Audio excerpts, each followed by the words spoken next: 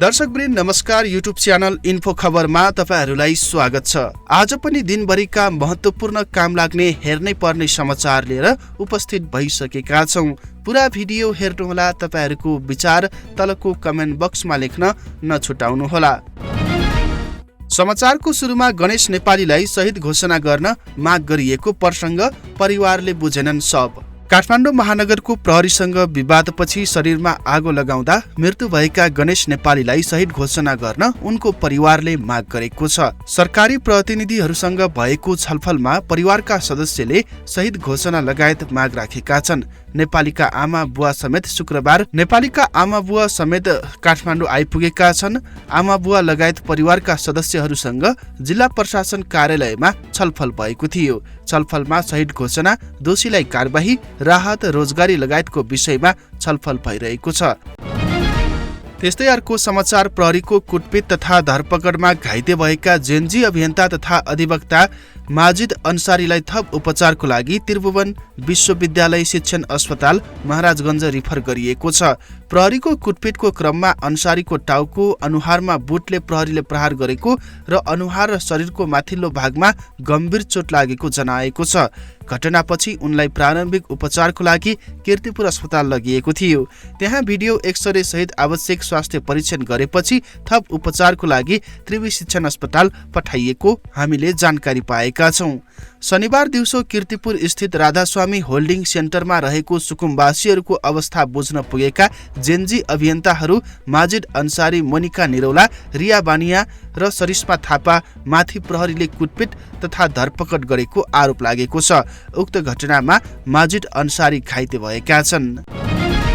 श्रम संस्कृति पार्टीका अध्यक्ष हर्क साम्पाङले विज्ञान प्रविधि तथा नवप्रवर्तन महावीर पुनप्रति कटाक्ष गरेका छन्। ट्राफिक जरिवाना बारे दिएको अभिव्यक्तिपछि विवादित बनेका पुनले सार्वजनिक महत्त्वको विषय बाहेक 1 वर्षसम्म सञ्चार माध्यमहरूलाई अन्तर्वार्ता नदिने घोषणा गरेका थिए। उनले जरिवाना 50,000 गर्नुपर्ने र तिर्न नसके जेल बस्नुपर्ने बताएका थिए। यो अभिव्यक्ति विवादित भएपछि हर्क साम्पाङले नियम कानुन भनेको जनता बचाउने खालको बनाउनु पर्ने आरोप लगाएका छन्। उनले भनेका छन्, महावीर दाई, मान्छेको जीवन जनताको जीवन भन्दा ठूलो हुँदैन। के नियम कानुन भनेको जनता बचाउने खालको बनाउनु पर्छ, जनता मार्ने खालको होइन। खोइ कुरा बुझ्या वैज्ञानिक मन्त्रीले भनेर हर्क साम्पाङले आरोप लगाएका थिए।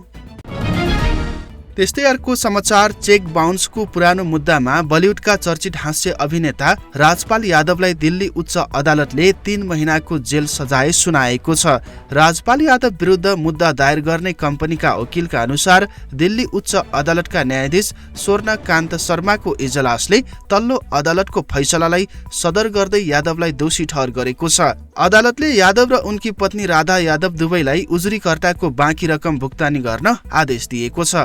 घटना सन् 2010 को हो। राजपाल यादवले आफ्नो फिल्म अता पता लापता निर्माणको लागि मुरली प्रोजेक्ट प्राइभेट लिमिटेडको नाममा निजी कम्पनीबाट करिब 5 करोड भारतीय रुपैयाँ ऋण लिएका थिए। तर फिल्म बक्स अफिसमा नराम्ररी फ्लप भएपछि लगानी डुब्यो र उनी कम्पनीको ऋण चुक्ता गर्न असफल भएका थिए।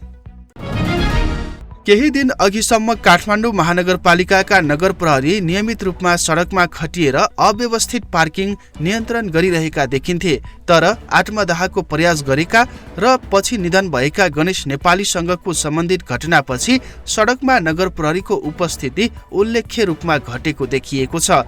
गणेश नेपालीको निधनपछि गृह मन्त्रालयले घटनाबारे छानबिन समिति गठन गरी महानगर प्रहरीसँग सोधपुछ गरिरहेको छ। उक्त घटनापछि नगर प्रहरीमाथि आक्रमण वा सुरक्षा जोखिम बढ्न सक्ने चिन्ताको कारण केही समयको लागि नियमित सडक ड्युटीमा नखटिएको एक नगर प्रहरी कर्मचारीले हामीलाई जानकारी दिनुभएको छ। उनले भने, ज्यानकै जोखिम हुन सक्ने अवस्था देखिएकोले अहिले हामी नियमित रूपमा सडकमा ड्युटी गरिरहेका छैनौं। नगर प्रहरी सडकमा नदेखिएपछि काठमाडौँका विभिन्न स्थानहरूमा अव्यवस्थित पार्किङ फेरि बढ्न थालेको छ। विशेष गरी राइड शेयरिङ चालकहरूले सडक किनारमै सवारी पार्किङ गर्ने, यात्रु कुरेर लामो समय रोक्ने तथा मोबाइल प्रयोग गरी सडक नै ओगट्ने गरेको दृश्यहरू देख्न सकिन्छ। यसको कारण सवारी आवागमन प्रभावित हुनुको साथै सडकमा ट्राफिक जाम र अवस्था बढेको स्थानीयहरूले बताएका छन्। यो समाचार अनलाइन खबरमा लेखिएको छ। 1 महिना अघि प्रधानमन्त्री बालेन शाहले संसदमा नदी किनारका सुकुम्बासीलाई बाढीबाट जोगाउन सुरक्षित स्थानमा सारिएको दावी गरेका थिए। तर सरकारले सुरक्षित भनेको कीर्तिपुरको सुन्दरीघाट स्थित होल्डिङ सेन्टरमै बाढी पसेपछि उक्त दावीमाथि गम्भीर प्रश्न उठेको छ।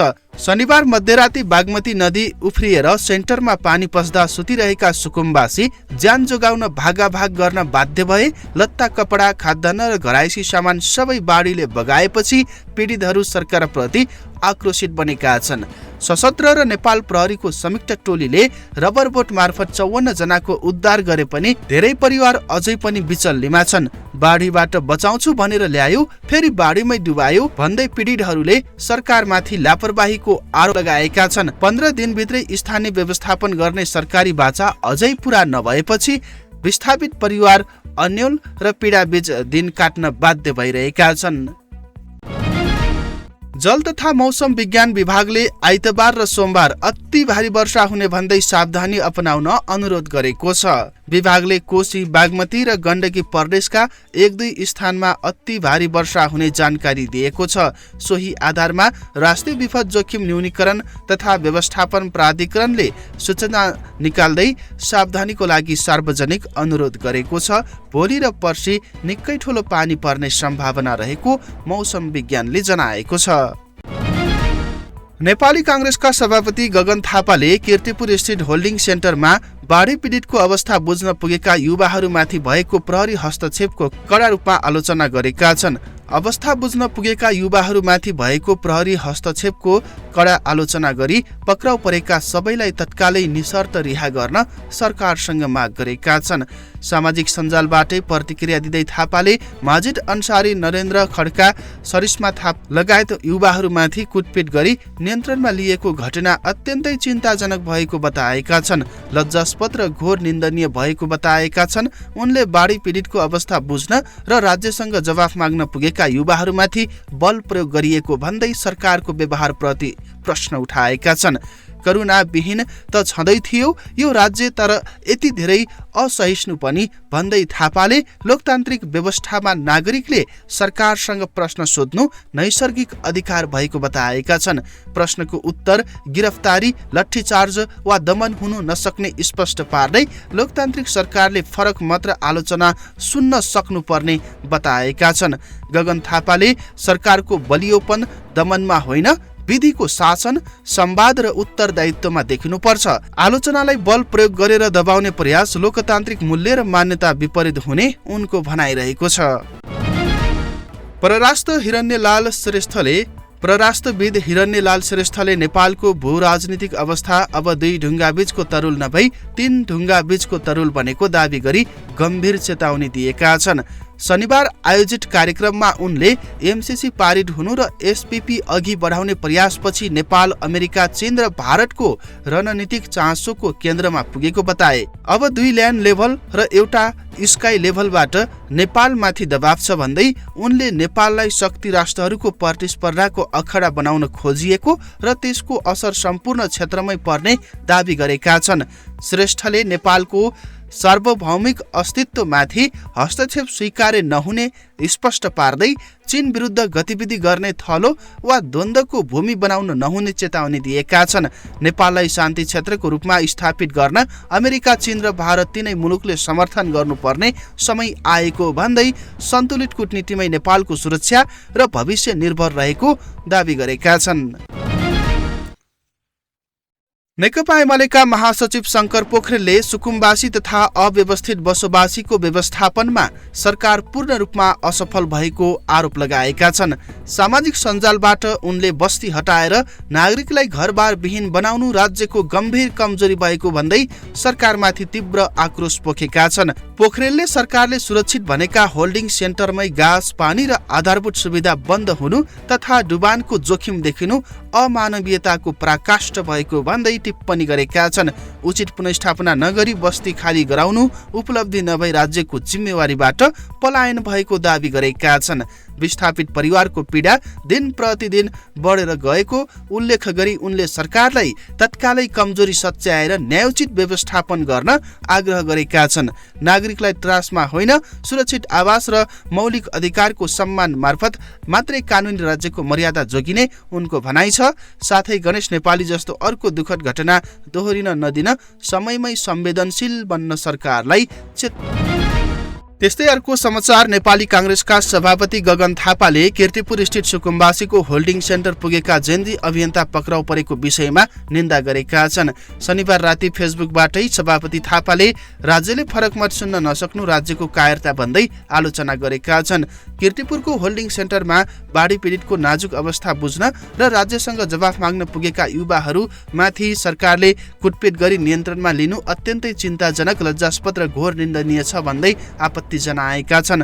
करुणाविहीन त छँदै थियो यो राज्य, तर यति धेरै असहिष्णु पनि थियो भन्ने कुरा हामीलाई थाहै थिएन भन्दै आपत्ति जनाएका छन्। त्यस्तै अर्को समाचार रहेको छ। काठमाडौँको बुद्धनगरमा आत्मदाहको प्रयास गरेका 45 वर्षीय अश्विन राउतको निधन भएको छ। राउतको वीर अस्पतालमा उपचारको क्रममा निधन भएको प्रहरीले जनाएको छ। प्रहरीका अनुसार बिहान भान्सामा गएर शरीरमा पेट्रोल छर्केर आगो लगाएका थिए। घटनापछि उनलाई गम्भीर अवस्थामा वीर अस्पताल पुर्याइएको थियो। उपचारमा संलग्न डाक्टर पीयूष दाहालका अनुसार व्यवसायी राउतको शरीरमा 60% जलन भएको छ। जलनको बिरामीको उपचार गरिने वीर अस्पतालको बर्न आइसियुमा राखेर उपचार भइरहेकोमा व्यवसायी राउतको निधन भएको उनले बताएका छन्। पछिल्लो 3 दिन यता 3 जनाले आफ्नै शरीरमा पेट्रोल छर्केर आगो लगाएका छन्। दैलेखको सङ्गेटडाबाट कर्णाली नदीमा खसेको फोर्स गाडी दुर्घटनाको 8 दिन बितिसक्दा पनि गाडी अझै पनि फेला परेको छैन। हालसम्म 2 जनाको शव भेटिएको, चालकको अवस्था पुष्टि भएको भए पनि 2 यात्रु अझै पनि बेपत्ता छन्।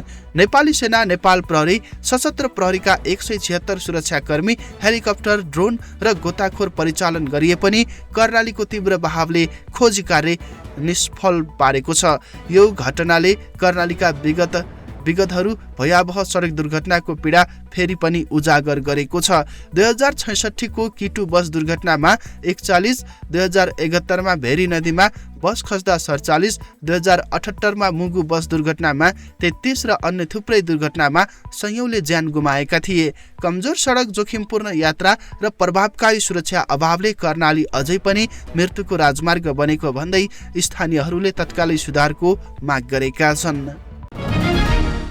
दर्शकवृन्द, त्यस्तै अर्को समाचार रहेको छ। कृषि, वन तथा पर्यावरण मन्त्री गीता चौधरीले यस वर्ष विगतका वर्षको तुलनामा सबैभन्दा बढी रासायनिक मल आयात गरिएको बताउँदै किसानहरूलाई सहज रूपमा मल उपलब्ध गराउन सरकार निरन्तर लागि परेको स्पष्ट पारेकी छन्। चितवनको खैरहनीमा आयोजित कार्यक्रममा उनले यस वर्ष रोपाई गर्नु अघि मल उपलब्ध गराउने प्रयास गरिए पनि केही प्राविधिक तथा आपूर्ति व्यवस्थापन सम्बन्धी समस्याको कारण मल पुर्याउन नसकिएको बताएकी छन्।